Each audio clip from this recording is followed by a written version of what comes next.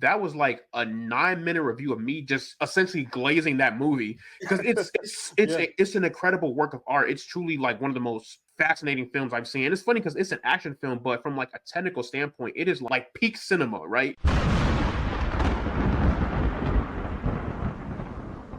Welcome to Me to MovieTubers, where every week we talk to a brand new MovieTuber to the show about their journey from where they started with YouTube to where they plan on going in the future and what they've learned about themselves along the way. And today we have an amazing MovieTuber in TJ Billups. This dude is absolutely hilarious and informative in all of his movie opinions. I'm telling you guys, he is one of the most talented people I've ever seen on the mic. He works hard as hell at his craft. And I'm so happy to have you, dude.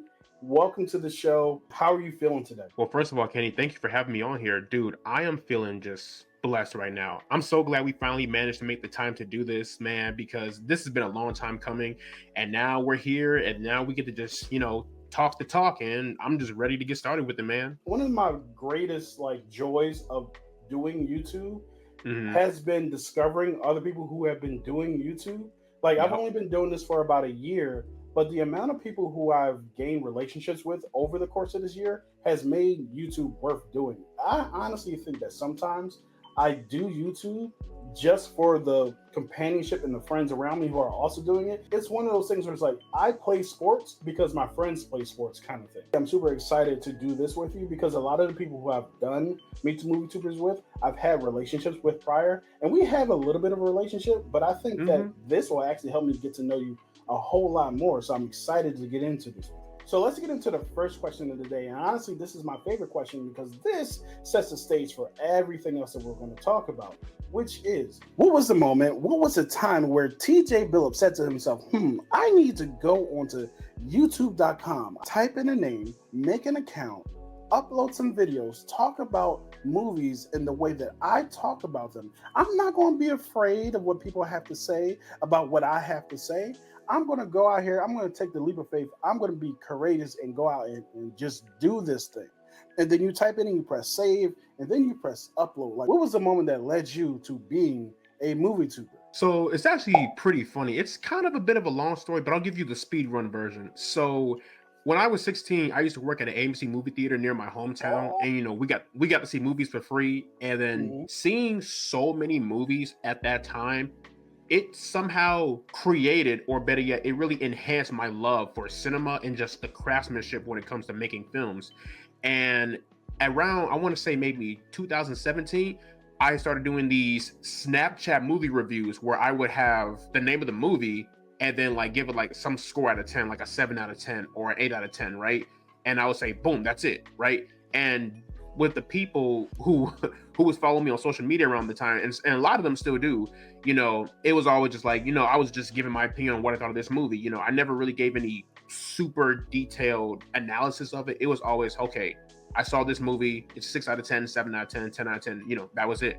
Then moving into around, I want to say 2019, maybe somewhere around that, 2019, 2020, I started enhancing, or I guess kind of making my Snapchat movie reviews more creative, where I would have the poster and I'll say 6 out of 10 or 10 out of 10. And then on the next, I guess, Snap story, I would give my initial thoughts. And then the next Snap story, it would just be a layout of the pros and the cons of the movie, what I liked, what I didn't like, and it was something that I thought was pretty cool. And a lot of people surprisingly liked it. And then I had folks tell me, oh, Thomas, well, technically my real name is Thomas, but I go by TJ because my family calls me TJ. And I just thought TJ, that stick more with the YouTube name compared to just Thomas. But that's just me.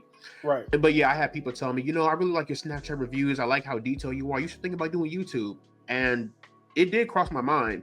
But I think a lot of other factors kind of made me step away from that because I didn't really know, learning the editing software. I didn't really know where I would get it was just a lot of stuff that made me think, maybe I shouldn't. And then I just swept it on the rug. And then came the beginning of 2013. No, whoa, not 2013. The beginning of 2023 in January, where I was like, you know what? Yeah, I'm gonna do YouTube for real. So I invested in getting me a ring light. I got me a Blue Yeti mic, and I use my phone as my camera. All my videos are done on my iPhone. And I'm surprised this thing hasn't blown up yet because it always gets hot every time I record. I'm like, yeah, it's only a matter of time for that thing just explodes mid recording. So whatever. January, I said I'm going to do this, and I talked to my dad about it, you know. And both my mom and my dad, they're both very, you know, very close to me. I love them to death. You know, they are literally the best parents in the world. And I told them, hey y'all, I'm going to do YouTube, and they was like, what, really? And I said, yeah. And then they said, well, if you do it, you got to commit to it. And I said, you're right. Hey, you know, like yeah, man. And then I was talking to my dad about it. I said, hey dad, so I'm going to do YouTube, and I'm thinking, like, you know, for my ranking system, what if I do, like, you know, a 1 out of 10 or maybe like a 5 out of 10? And he said, you could do that, but what would make that different compared to everyone else? And that's not to like diss anyone that does, like, you know, the 1 out of 10 or the, you know, 1 out of 5s and all that stuff. He's just saying, like, everyone else is doing it, so what would make yours any different? Maybe you could take a different approach. And then I thought about it for like a good 12 hours. And then I said, you know what? I got it. I told my dad, I created this somewhat traffic light system. So I just created the ranking system from there, where you have the pinnacle zone, the pass zone, the negative zone, like literally a traffic light rank system. And I showed it to my dad, and he said, son, go with that. He said, go with that. Let me start. Yeah, go ahead. No, because you said a couple of things that are super dope. Number one, shout out to your parents for being mad, encouraging, and supportive of what you want to do with your life. Because I know for a fact there are a lot of people who are like, you going to do that YouTube, you got to get a real job. I love it when I hear that parents are like super supportive, or friends are super supportive of creators. When we start doing this, it becomes such a passion for us that we're just like, we need those people in our corner, right? And the fact that you can go to your pops and your moms, I'm sure that you've gone to her at sometimes, and just ask like, hey, what do you think of this? What do you think of that? And them being open and receptive to it. Shout out to your parents. They sound super dope. Incredible. Your ranking system is also super dope. It actually had me question my ranking system. Like 3.5 sparks out of 5. What does that mean? So I've actually been thinking about like updating mine. Your pinnacle zone, your pass zone, and the other one was the negative zone. The negative zone, right? So plugging the Garfield movie into the rank system, I am placing this one into the pass zone. People know what they mean when you say them. People can understand, like, yo, especially if you watch anime or if you watch any kind of car, you don't want to be in the negative zone. Like that's just not a place that you want to be. The pinnacle zone is dope, and the pass zone is dope because a lot of stuff is good or it's solid, but it's not the greatest thing you've ever seen. It's not the worst thing you've ever seen. And I love that you have that pass zone, because the classic or trash kind of rhetoric that we get around all kinds of art is not helpful. Some stuff is just cool, right? Some stuff is just like, it was all right. I enjoyed it. I had a good time. There's a question I had for you about you working at AMC. When you started working at AMC, did you start working at AMC because like you love movies and you just wanted to be closer to them? Because one of the things that you said was like you gained more of an appreciation for movies as you started working for AMC. But before that, was AMC kind of like the choice of work because you already love movies, or did all of your love for movies come when you started working for AMC? You know, it's actually funny because I started working at AMC at 16, but before then, like, honestly, I was just looking for a job. Like, I just wanted my own money, you know. AMC was not on my radar at the time. I'm like, you know what, let me get a job like a Walgreens, a Jules Osco, or something like that, right? Then I said, what about AMC? And then my mom brought it up as well. She was like, yeah, what about AMC? And I said, I don't know. I guess I can. So I went on AMCtheaters.com, filled out an application. I got a call back within like, what, a week later, then had the whole interview process, got hired. And yeah, I was working there from what, May 2016 to March 2020. It's funny because... Is that the pandemic? Yes. And this is the funny part. So in May of 2016, I was a junior in high school. And then to March 2020, that was halfway through my junior year in college. I had great memories at AMC, but I also had some not so great memories. But the thing I always ask myself, would I want to relive the bad for the good? Yeah, I've met a lot of good people at AMC of all places. It's a great summer job. A lot of wild stuff happened at the particular location I was at. I won't drop the name, but the amount of stuff I've seen at the AMC I used to work at, I am surprised that place is still up and running, because I'm going to stop talking. Yo, I'm here for the behind the scenes theater drama now. I do want to answer your other question where you asked about my love for cinema. Like, did it come from AMC? And honestly, yeah, because before then I was just looking for a job. I wanted my own money and all that stuff. And then the longer I was working there, the more I was like, you know what? I really like that movie. I really like how they did that. I really love how this scene was executed and all this stuff. And I became a lot more analytical of films ever since, around the time I was working there. And even like post AMC, I'm still very analytical of films. I mean, obviously I'm a movie YouTuber, but yeah, AMC definitely was like the stamp that really made me want to step my toe into like the world of cinema, whether it be from like a critique standpoint or just in a casual enjoyment standpoint. Yeah, I find that fascinating because when I talk to a lot of movie tubers, one of the things I hear a lot is that from the age of 5, I was in the cinema, and my family, like they ingrained that into me. And that's a real thing, right? So one of the dope things that's unique about your story is like, no, I was just looking for a job, and then I fell in love with movies as I was watching them in AMC. Like, first of all, this sounds like an AMC ad, but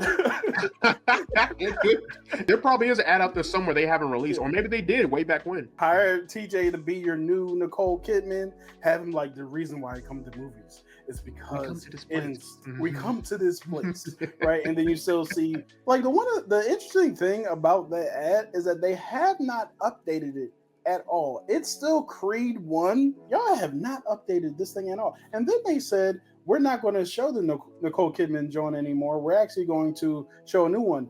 And Nicole Kidman has not left at all. I think enough people are like, why would you take that away? Like that's part of the charm of being here now. What's funny is that I think they said they made 3 new ads still with Nicole Kidman. And I noticed that when I saw Planet of the Apes, like after they did the Deadpool and Wolverine, I don't want to call it, I guess pre-trailer, turn off your phone trailer. I'm sure you've seen it by now. Yeah, I've seen it. They did the Nicole one, and it was like the shortened version where, what did she say? When I was a little girl, I enjoyed the cinema and all this stuff. And then they showed like footage of what was it? It was either Elvis or maybe it was A Star Is Born, but also the Planet of the Apes movie, which is what we were about to see, which I thought was pretty funny. Because you weren't a little kid. That wasn't the movie that you saw. Yeah, man. So that's dope. Like, I love the fact that you gained your love of movies like at the theater, working the job. So one of the other things that you mentioned was now you're being more analytical about movies. I wanted to know, like, so first you're being more analytical about movies when you're watching them. Now that you're reviewing them, has that turned up a notch, or how has that manifested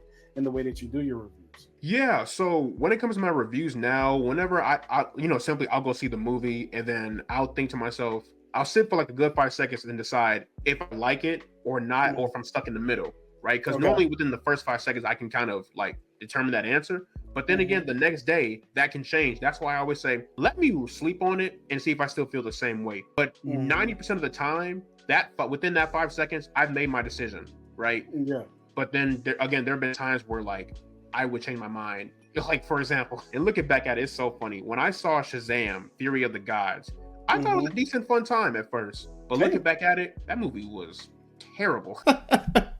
Good luck, James Gunn. I came out of the theater after, what was it, Ghostbusters Frozen Empire? I was like, man, that was a lot of fun. I had a great time. Oh, it was good. And then I slept on it. I usually record my reviews the moment I get home from the theater because I want to keep that same feeling. But for whatever reason, you know what it was? I couldn't do it that night. I kept trying. I kept stuttering. I kept like having a lot of trouble getting my words out. And it was so frustrating. I was literally sitting there for like an hour and some change, right? Or maybe 2 hours and some change. Because sometimes it takes a while to just try to get those words out. So I ended up sleeping on it. Came back and was like, yo, this movie's not good, like, at all. Well, at least it's better than whatever the hell we got back in 2016. That's for damn sure. Moving on to our second question. Since you started doing YouTube, what have you learned about yourself through this process? I think what I've learned is that, well, first of all, I am way more forgiving when it comes to movies that are aimed for children. You know what I mean? Because like, I'm not going to sit up here and say like, oh, this movie was terrible, this, that, and the third, why was it so short? And it's like, the movie's for kids. Like, you know, I mean, I can understand why some people may not like, I'm gonna give you an example, the Garfield movie. If I told you that I would rewatch the Garfield movie before I would rewatch Furiosa, would you believe me? I liked it for what it was. And it was a kid's movie, so I'm not gonna sit up here and just, dunk on a kid's movie. That's just something I don't do. And I feel like even like when I was doing reviews on Snapchat, I was never doing that. But when I'm on camera, I'm glad that I still have that same feeling. I'm glad that never went away. Yeah. And another thing, I've become way more confident, like on camera, because I look back at my very first video, like the confidence was there, but you can see a little bit of cracks in the faults. You know what I mean? Where it's like, okay, he seemed a little bit nervous, but he's still maintaining his ground. But now I'm just like, I got it. I got it. Even though I'll be having my stuttering and all this stuff, you know, behind the scenes, like, still, like, I feel way more confident when I talk. I've been enunciating my words way more. I mean, I did it way back when I first started, but I really wanted to make sure that, hey, I'm not slurring my words, because I'll admit, I can do that sometimes. I do. You know, it just happens. So let me ask you this. Like, what was the first review that you put out that you were like, yeah, this is good. I felt confident. This is a really good, like, version of myself. I'm proud of this one. I think the very first review that gave me that feeling was my review of John Wick 4. This movie is absolutely incredible. And that was like, what, March of last year? Yeah, around March of last year. That was like a 9-minute review of me just essentially glazing that movie, because it's an incredible work of art. It's truly like one of the most fascinating films I've seen. And it's funny because it's an action film, but from like a technical standpoint, it is like peak cinema, right? Take notes, Hollywood. This is how you do action sequences. It's not that hard. At least I don't think it's that hard. But hey, still, regardless, this movie just set the standard for what an action movie should be. I just admired it so much. Like, you could see my passion for the movie like really coming out as far as everything I like. You know, the characters, the story, the practical effects, or I maybe not practical effects. I'm gonna say the stunt work. That's the better term to use. The stunt work. You know, and I was proud of that video. And to this day, I think that's still one of the best videos I put out. Right. And I'm still putting out great videos, you know, now. But as far as like the very first video that made me say, you got it, bro, it was that John Wick review. Yeah, and that's dope, man. It's dope that you even like know that, because I know for me, it will probably take me some time to like really think about it, because I be, you want to talk about self-deprecating? I be on that self-deprecating, right? So I'm so glad that you have that moment in time where you can look back to me like, yo, I killed that. Because that's important. It's important to look at yourself and be like, yo, I killed that. Or look at yourself and be like, this could have been better. Because both things are important, right? What other things do you think that you've picked up along the way you learned about yourself? I think for me, another thing is that I don't really have a script when I do my reviews. I kind of just, I take my notes. I'll jot down my notes as far as like, you know, like sometimes I do write out the intro as far as like, you know, what should I say that's really going to capture the audience within this intro? Listen, hear me out and hear me good, my nigga. All right, check it out. Listen.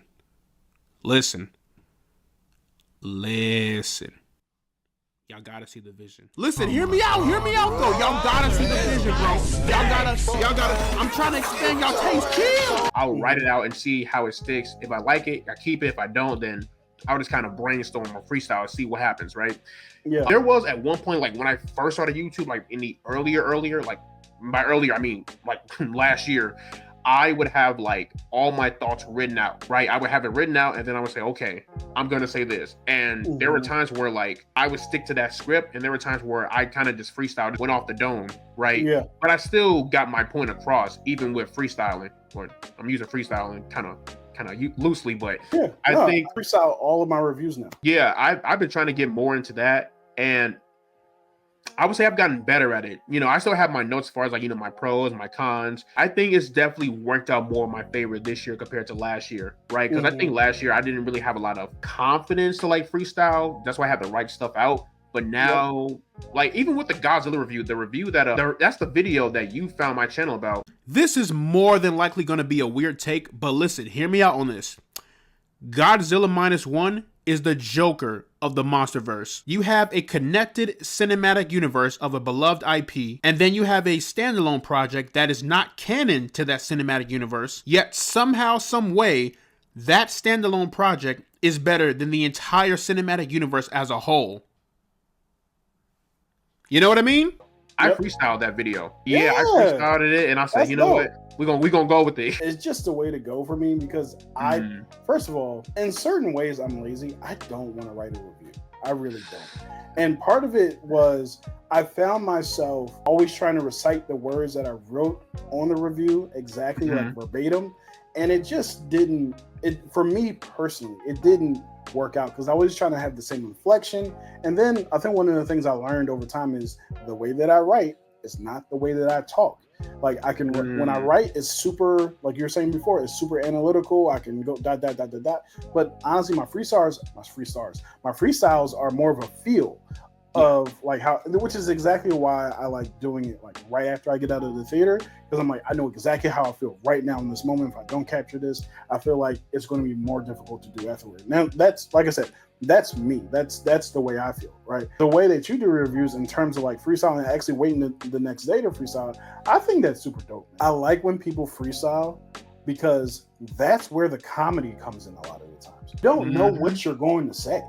And that is a big part of your reviews too. So can you talk a little bit about like the comedic parts of your reviews? Yeah. So it's actually really funny. So for me, I just say like whatever comes on the top of my head. You know, it's something that, you know, it gets my point across and it really elaborates either my love or my frustration for a certain scene or even the movie at that. And I make sure that whatever I say, it's YouTube friendly, right? That's the first thing. Right. And also that it just Yep. And also it just highlights like, you know, the comedic side of me. Sometimes I may even think of a joke, you know what I mean, just to make sure that it sticks. I did a review of The Strangers Chapter 1. I did not like that movie. I thought that movie was just god awful. It's literally doo-doo water, right? And like when I was in the middle of recording my review for The Strangers Chapter 1, there was a moment where I talked about how the tension was lacking in this movie. Like there was no tension at all. So I have to ask myself, when was there a moment in my life that I have felt more tension than from this movie? I have experienced better tension while holding in a shit during a class presentation. So I thought back to when I was in high school. I had to give a class presentation and I had to hold in the shit. And that level of tension cannot be replicated. I felt more tension during that moment than I did throughout this entire movie. Let me put that in the review. And it stuck. People liked it, so... Yo, that is hilarious. I think back to that moment, it was so funny, but it was like, we could laugh at it now, but in the moment it was kind of scary. I'm sitting here like, yo, I'm really about to shit myself in front of the whole class. Oh my God, my first year. Oh my God. Dog, let me tell you what the worst is. No, that's terrible, right? When you are driving home or you're on your way home, you're about to get to the door, and all of a sudden you gotta pee like crazy. And now you fumbling the keys at the door. I'm like, yo, I'm not about to pee myself outside of my own house. Like, this is crazy. And why is it turning up as soon as I get closer to my house? Like, this is, you know, my like body, you know where I'm at right now. You can wait. You can literally wait. Body be like mad disrespectful sometimes. So moving on to our third question. One of the things I always ask is, what is the ultimate version of your YouTube channel in 5 months, in 5 years, or however long it may take for you to get there? What do you believe the TJ Billups YouTube channel should look like when it is all said and done? For the future of my YouTube channel, the first thing is I want better thumbnails, because right now my thumbnails, they are quite generic. It's just a random still from the movie and then just review right in the middle. And that's kind of what I roll with at first. You know, but one could say like that's not a very clickable thumbnail, which, you know, I can't argue with that. It's very generic.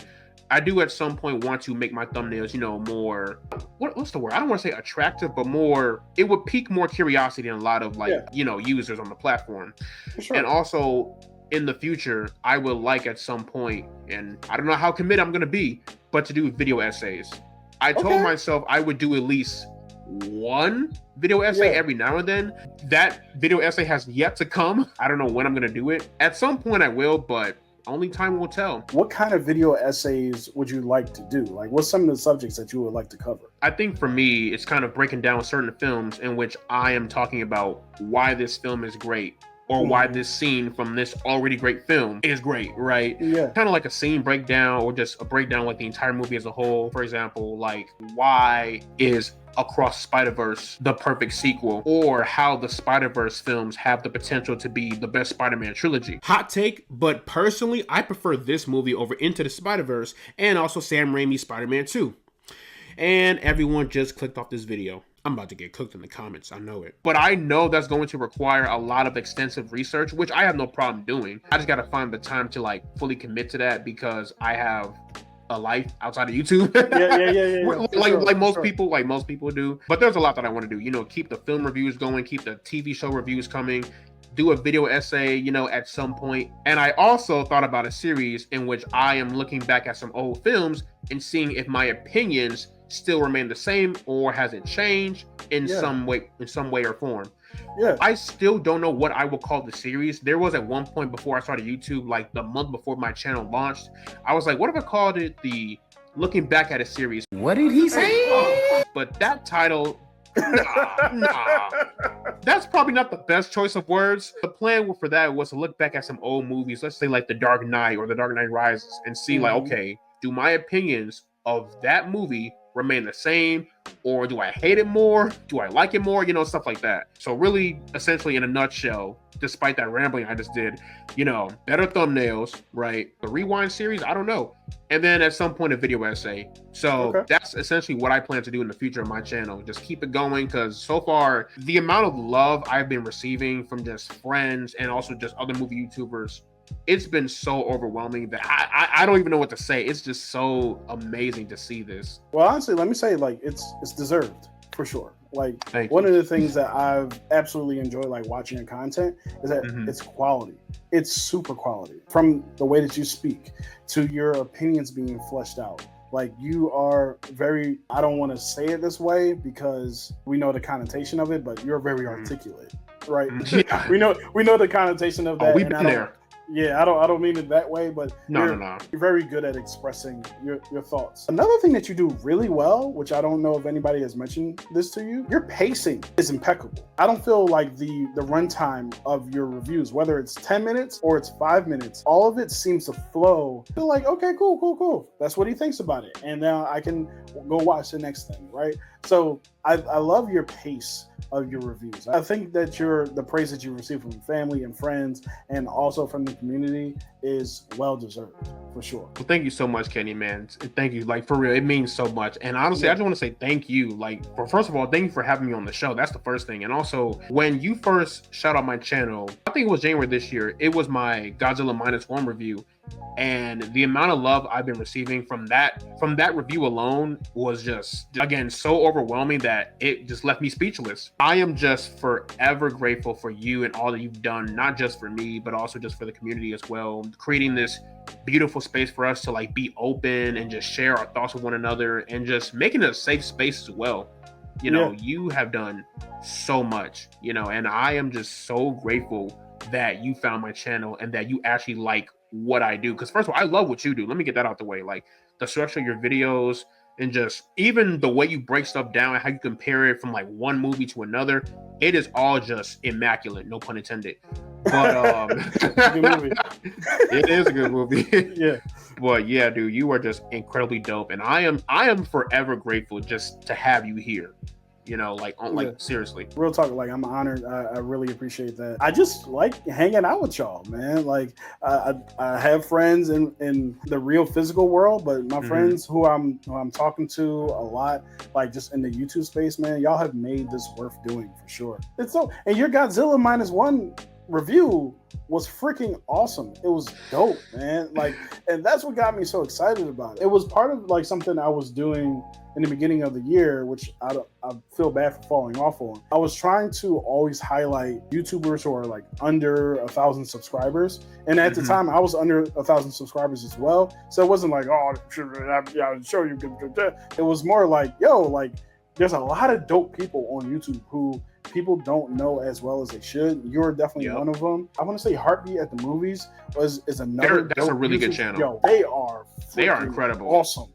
They like the way that they work together and their balance, and, like, yo, they are super dope, right? So there's a ton of YouTubers who, thankfully, like, I've found this year who are, like, I'm just proud to know, and you're one of them. So yeah, man, like, I'm as honored as possible just to know you, man, just to be on this platform having this conversation with you. Moving on to our last two questions. What is a movie that has either inspired you or challenged you? I think for me, the Book of Clarence has definitely inspired me. It has inspired me to really just put a bigger focus on Black arts and Black movies and all that, because I feel like when you have a movie that stars people of our skin color, they don't get a lot of recognition.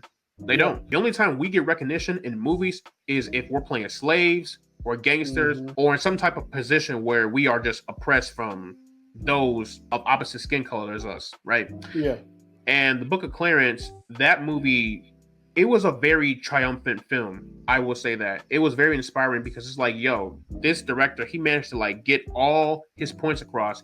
He managed to highlight the struggles that Black Americans go through without being too over the top or too preachy. It's like, hey, this is what we are going through. We're going to show it like this, right? But overall, that movie has really just encouraged me to just shout out more Black films.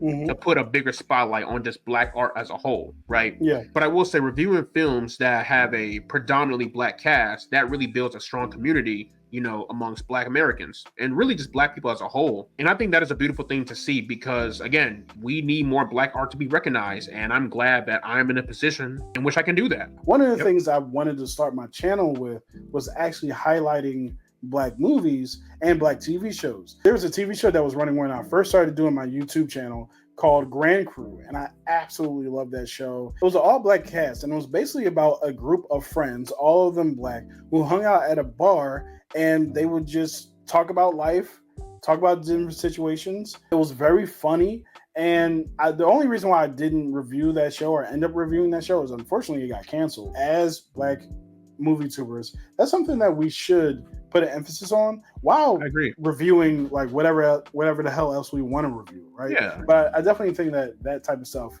is necessary for sure. Yeah, I agree. Because again, it gives more exposure to these films because there are a lot of Black films that no one really knows about. It's up to us to really shed more light on these films and give them more exposure. You know, with the Book of Clarence, like, again, that review I did like took off. In the Book of Clarence, Lakeith Stanfield plays this caring, compassionate, yet daring and bold man who wants to do right by himself and his family, but he is willing to take whatever extreme measures to get there. But one thing about his character, he has a lot of heart. Like, his heart is in the right place, but the way he goes about things, no. It's like one of my most liked. No, actually, it is my most liked review, and it's one of my most viewed as well. And I'm so proud of that review. I love that so much. And my dad, when he saw the review, he was so proud. He was so happy. That leans into our final question of the day. So we're about halfway through 2024. So we don't know everything that we're going to have on our top 10 list by the end of the year. But for the first half of the year, what would you say your top 3 movies of 2024 have been? Actually, you know what? I'm going to do you this. I will give you my top 3 best films and my top 3 worst films thus far. Okay. This is bound to change, but hey, you never know. Yeah, man, I'm gonna start with the best. So right now, my top 3 favorite films of the year, it is The Book of Clarence, Late Night with the Devil, and A Hip Hop Story. Not a lot of people really know about A Hip Hop Story with, Afion Crockett. Yeah, man, I saw that movie, and my dad told me about it because when it comes to indie films, my dad is the one that usually tells me about it, especially when it's like, Black art. He's always like my go-to person because he knows all the stuff. If I am not finding out about Black indie films through a Reddit post or an IG ad, it is my dad. Because had it not been for him, I would have never heard anything about this movie. And I must say, thank God that I managed to find the time to go see this movie. So I went to go see it. Dude, that is one of like the funniest films I've seen all year. Like if you are really into the world of hip hop, like this is the movie for you. It's so good on so many levels. Like even if you're even if you're into like the older hip hop or the newer hip hop, you can find something to appreciate in it. Yeah. And I think Afion Crockett, like, doesn't he play like every role in that movie? He plays majority of the cast, and for him to just lock in for all these different characters, it is incredible work. Like that takes talent. And it's funny because I don't think it's streaming anywhere. They were showing it at AMC theaters for a certain period of time. And now that it's no longer in AMC theaters, I hope it doesn't turn into lost media because that is a very good movie. I definitely want to see it, especially since, from my understanding, didn't he put up his own money for that? He did, yep. I'm definitely going to support that. Then. Those are right now my top 3 favorite films of the year. They are all just incredible films on so many levels. And for my top 3 worst films of the year, it is... This is exciting. Oh, man. So I'm going to say Madam Web, number 3. Whew. That movie is... garbage. Just pure garbage. Yeah. Like the fact that Sony put that out with no shame is just incredible. No shame. You got to give them their props. Oh yeah, we got what, Kraven the Hunter? Yeah, I'm sure that's going to be a banger. I'm sure everyone's going to want to go see that multiple times. Just end this universe at this point. But basically, what do I know? I'm not a studio exec. My second worst film of the year by far, it is Night Swim. It's so stupid, but you can appreciate the stupidity of it all. Like the idea of a haunted swimming pool Yeah, Just a move haunted out. pool. Just move out. The thing that drove me crazy about this movie, Yeah. was he was a all-star shortstop. Yeah, he was a baseball player. Yeah. He can't afford a better house than that. You know what? That's really crazy because I kind of thought about that, but then I said, you know what? That's not the most important thing right now. Right.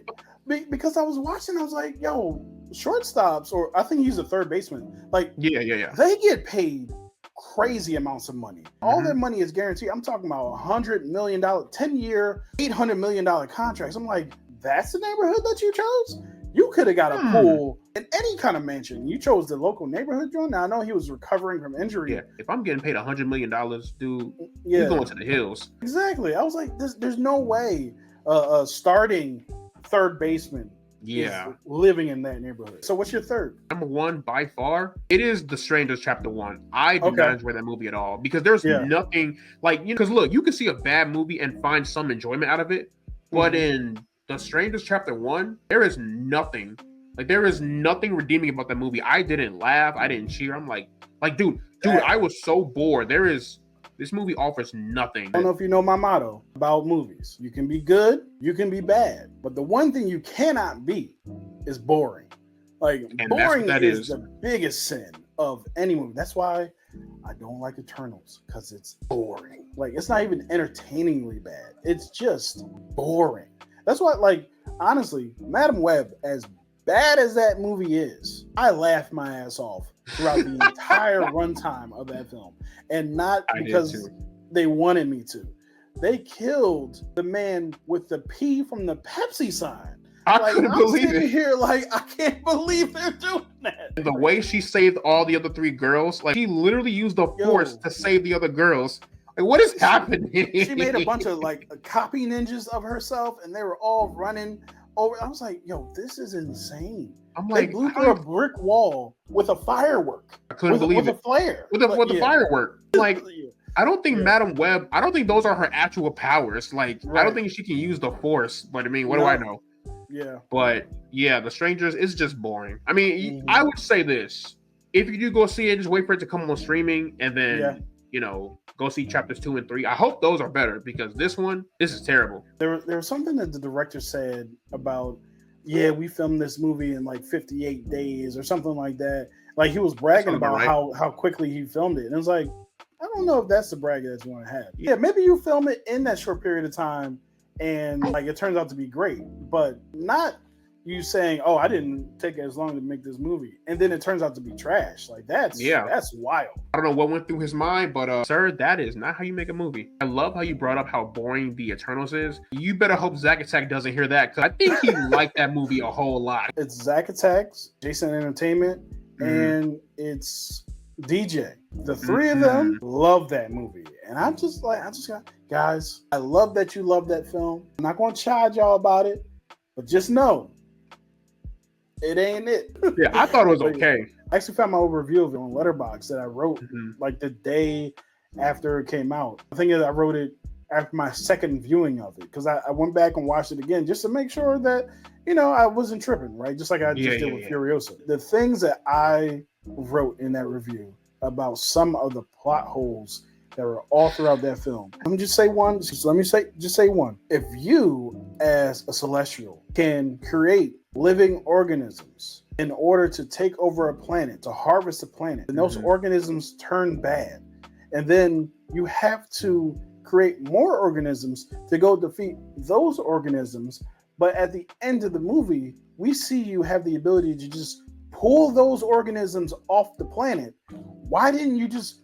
pull the first ones off the planet? At the end, when he just picks Cersei up out of Earth, like, hey, come here. Why are you sending more down to the planet to pull them off? Secondly, speaking of Cersei, you created a being, a woman, who can turn matter into different parts of energy and transform it into different parts of matter, including turning Pike from an Eternal to a human being. But you need human beings in order to power your machine to birth new Eternals. Why didn't you just make a machine to make that type of energy that you need? You have the ability to make human energy. But you want to harvest humans by sending people to destroy the planet and harvest those humans. You're working back, you're hustling backwards. Like, you're not making any sense. You have all the energy disposal at your power. You literally can create life, but yeah. So anyway, honestly, I like Chloe Zhao. Chloe Zhao did Nomadland, which is a movie I love. But I haven't seen that. I have yet to see it. It's good. It's good. I enjoyed it. My name is TJ Billups. I've been doing YouTube for about a year now, and I just absolutely love what I've been doing for the past year.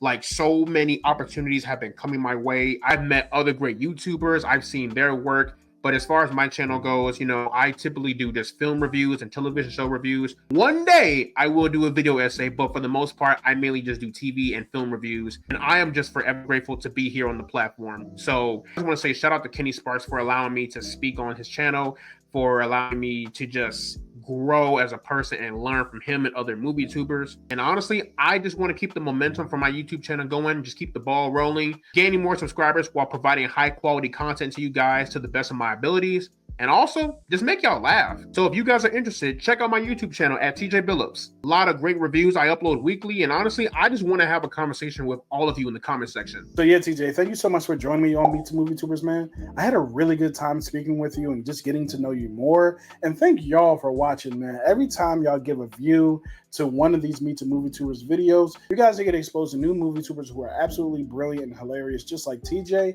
And I want you guys to go and check out his channel, check out his latest reviews, and hit that subscribe button. Help this man get to his goals of 500 subscribers, 1,000 subscribers, 1 billion subscribers, because this dude deserves to be seen. I really appreciate y'all coming through, and I'll talk to y'all next time.